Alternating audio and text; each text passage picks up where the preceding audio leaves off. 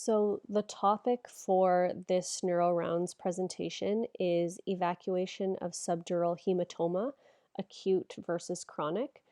This topic did give me a little bit of trouble, I have to say. Um, the acute side was pretty easy to find resources on.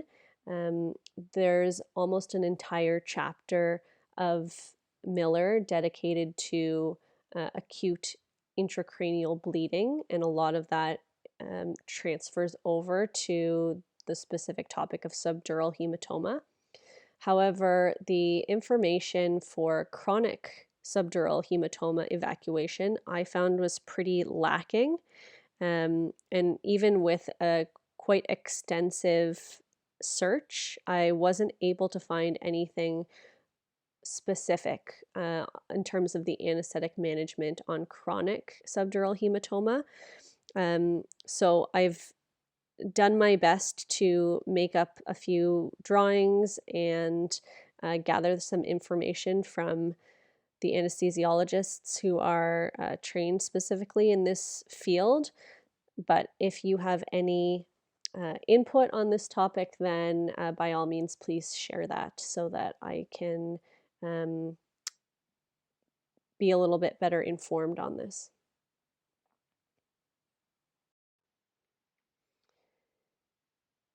I'm going to review basic definitions, compare acute and chronic hematomas, and highlight the major differences in the patient populations that get each. And then I'm going to discuss the anesthetic management for each.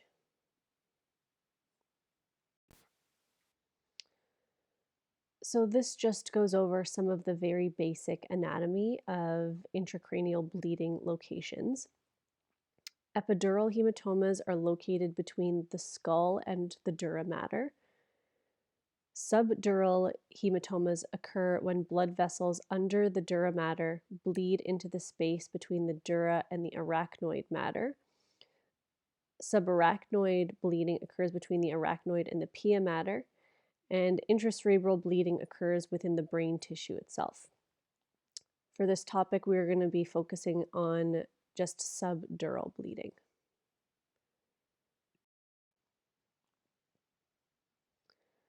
Acute subdural hematomas generally occur in younger adults, most often after a major trauma, and they're usually associated with structural brain injury causing cerebral edema.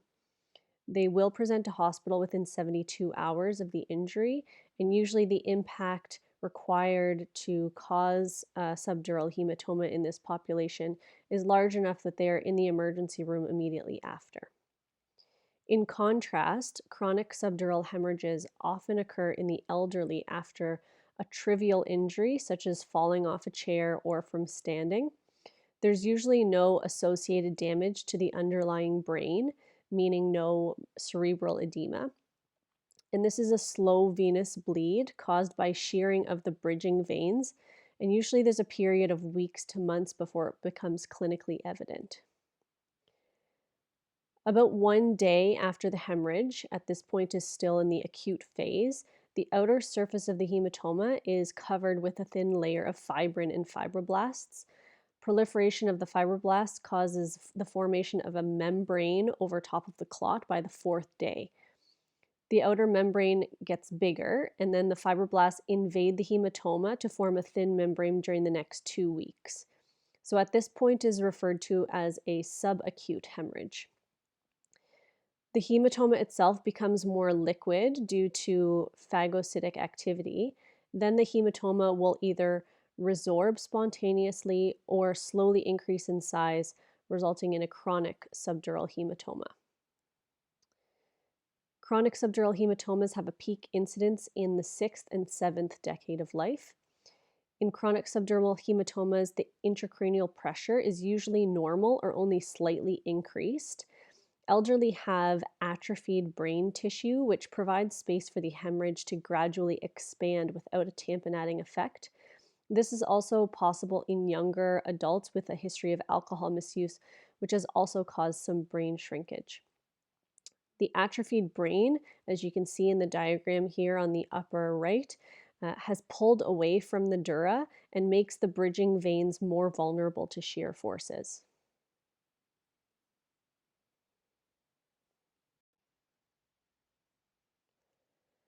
This is a figure out of Miller, which demonstrates the 4 intracranial compartments.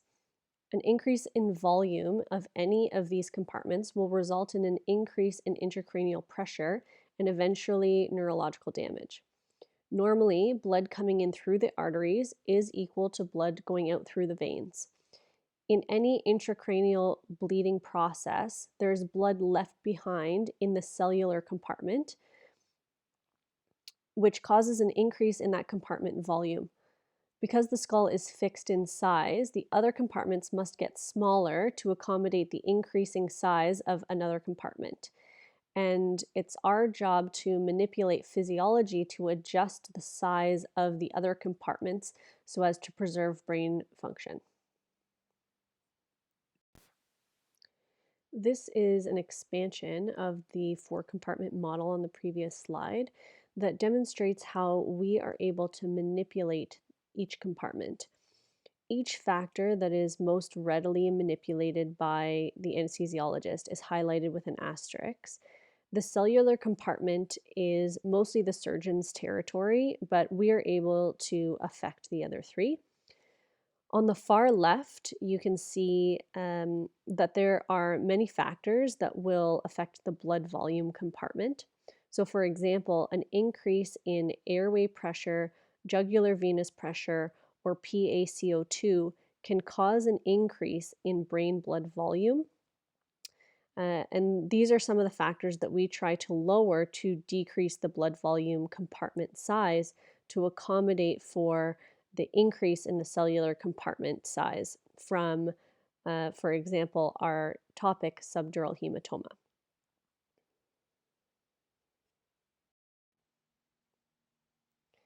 The anesthetic management for evacuation of an acute subdural hematoma is well summarized by the guidelines for the management of severe traumatic brain injury. The 4th edition was published in 2016, and then an updated report on depressive craniectomies was published in September of 2020, though there were no changes to the recommendations that were made with new evidence. So in terms of the anesthetic management of acute subdural hematoma, we always have to start with ABCs. The most common cause of an acute subdural hemorrhage is trauma, in which case there can be other injuries requiring management. So ATLS guidelines should be followed initially. The overall anesthetic goals are to, number 1, maintain adequate cerebral perfusion pressure, which is equal to mean arterial pressure minus intracranial pressure when the ICP is elevated. Secondly, to treat increased ICP, to avoid any secondary insults, including hypoxemia, hyper and hypocarbia, and hyper and hypoglycemia, and to provide adequate analgesia and amnesia. The first 2 of those goals can be achieved by manipulating the factors that were highlighted on the previous slide, and these parameters are reviewed with evidence-based research in the TBI guidelines. Patients with traumatic brain injury are considered to have a, quote, tight brain, and Miller's has a very succinct checklist of appropriate management. So going through some of these, the JVP should be decreased by elevating the head of the bed, making sure that there's no direct jugular compression from improper positioning. There should be an avoidance of any increases in airway pressure from things such as coughing, straining, bronchospasm, a kinked endotracheal tube, or high PEEP. We need to maintain adequate oxygenation and avoid hypercarbia. and avoid vasodilators such as nitrous, which increases cerebral blood flow, and CMRO2, or cerebral metabolic rate of oxygen.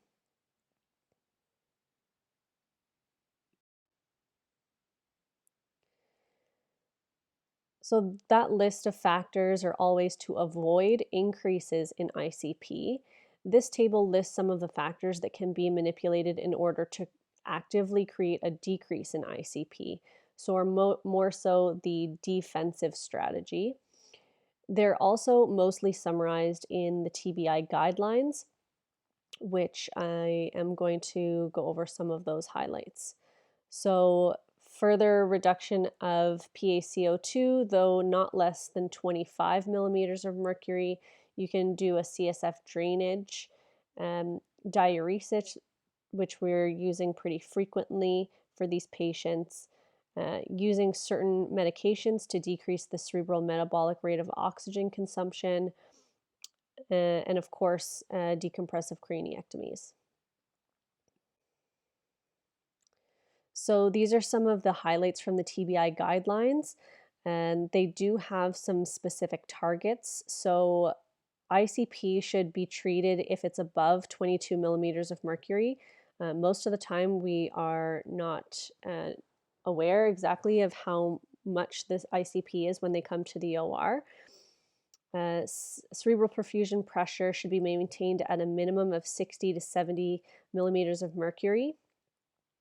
And blood pressure targets are age dependent. They should be at least 100 millimeters of mercury for patients 50 to 69 years old, and at least 110 for patients that are 15 to 49 or older than 70 years old. In terms of oxygenation, that one's pretty straightforward. It should be maintained at a PaO2 greater than 60 or an oxygen saturation greater than 90. So basically just not hypoxic. In terms of hyperventilation, it's not recommended to be used within the first 24 hours after injury, but if it is used, it should be used as a temporizing measure for the treatment of elevated ICP, and cerebral oxygen monitoring should be used in conjunction with it. For hyperosmolar therapy, mannitol is effective for raised ICP at doses of 0.25 to 1 gram per kilo of body weight, and it should be used in conjunction with ICP monitoring, but it can be used without it if there is evidence of herniation. For CSF drainage, it can be considered for patients with a GCS less than 6 within the first 12 hours after injury. And if it is to be used, it should be run continuously while zeroed at midbrain rather than intermittent drainage. And for steroids, of course, they're not recommended and have been associated with increased mortality following TBI.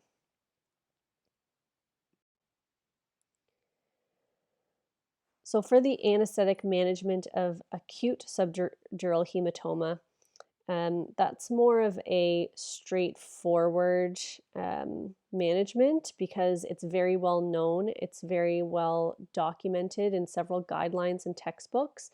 It's an A case. We do them quite often when we're on call. It's also the basis of many Royal College written and oral exam questions. So that's probably why there are so many papers and guidelines about appropriate management of acute subdural hematoma management. I actually found it very difficult to find information specific to anesthetic management of chronic subdural hematomas. There isn't even a single paragraph on this topic in Miller or Barash that I could find. The information I got on this topic has been from asking staff their consideration for these cases, though I haven't been able to find any written documentation of anything formal. But essentially, these patients are often booked as a C1 or occasionally elective. They present with symptoms of confusion, memory loss, and imbalance. They might come to the OR with slightly decreased GCS, which can improve in the PACU following evacuation of the hematoma. They don't necessarily have increased ICP, but if the hematoma is large enough to cause a midline shift, you would expect their ICP to be at least slightly elevated. There's also a risk that the subdural hematoma had been growing for some time, even weeks to months, and that a secondary injury has then caused an acute on chronic hematoma, which causes them to present to hospital with worsening symptoms. And these patients can start off as being booked as a C1 and then very quickly become an A case. And I have had that happen where a patient was booked as a C1 and they were down in the emergency department, able to answer questions and give a thorough history. And then shortly thereafter, be transported into the trauma bay and quickly booked as an A case. When they became acutely decompensated. So the anesthetic management of these patients does not require the checklist for a tight brain. They don't need hyperventilation. There's no preference for one anesthetic technique over another.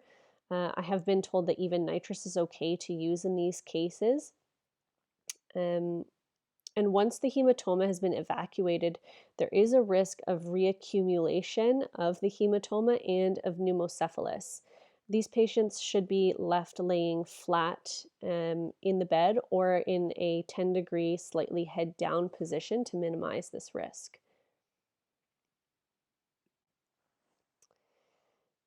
This is a little doodle that I made to try and demonstrate what my understanding is of the difference after acute and chronic hematoma evacuation. And like I said, I haven't found anything written down or seen any diagrams of this, so anyone just let me know if any of this doesn't make any sense. The acute hematoma is compressing an edematous brain caused by trauma. So, following evacuation of the acute hematoma, the edematous brain takes over the space that was previously housed with blood. It could still be tight, caused by edema, and these patients are usually not extubated so as to continue to be able to manipulate the 4 compartments that I had discussed before. On the right side, the chronic hematoma is compressing a non-edematous brain over a long period of time. Following evacuation of the chronic hematoma, the already atrophied brain does not completely fill the space that previously housed the blood. This is why they are at risk of reaccumulation of blood because there's no tamponading effect, and at risk of pneumocephalus because there is a void space.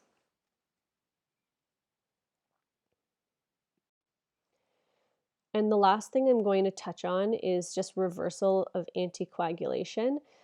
This is a table that highlights the most commonly used anticoagulants and their antidotes. Many of the patients who present with chronic subdural hematoma can be on anticoagulation, which has increased their risk of developing chronic subdural hematoma to begin with. And those patients should be reversed prior to coming to the OR.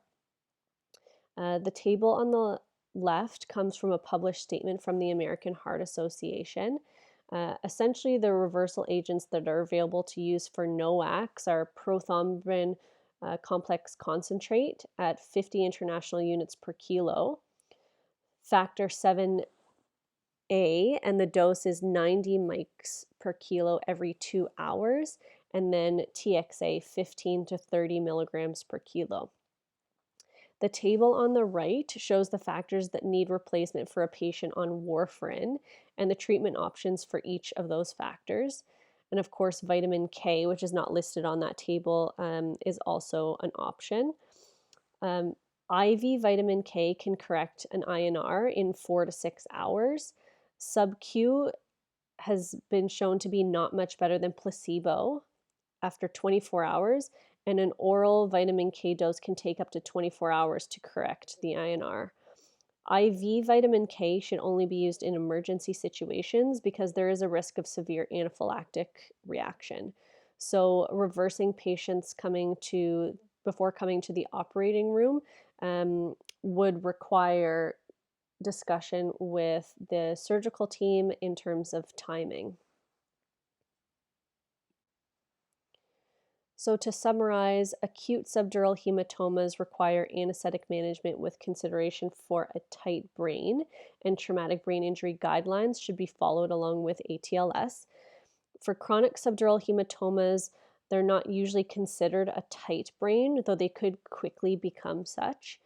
Also, chronic subdural hematoma patients are often a population with many comorbidities and can often be on anticoagulants that require reversal prior to evacuation. And if anyone has any good resources for evacuation of chronic hematomas, could you please share those? As, like I said, this is not a topic that I've been able to find um, good literature on in my search.